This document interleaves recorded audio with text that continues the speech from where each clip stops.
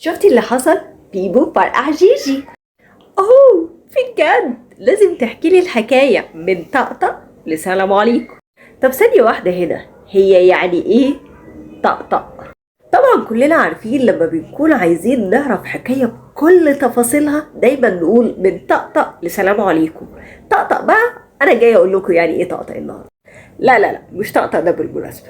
طبعا لما بنيجي نزور اي حد دايما اول حاجة اللي احنا بنعملها وهي فالطقطقة هي الصوت اللي احنا بنصدره لما بنيجي نخبط على الباب.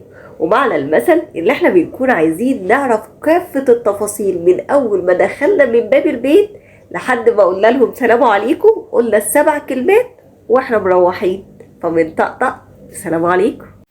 ما تنسوش لو عجبكم الفيديو تعملوا لايك وشير وسبسكرايب للقناة وتفعلوا زر الجرس عشان يوصل لكم كل جديد من الفيديوهات بتاعتي. اشوفكم على خير في فيديو جديد.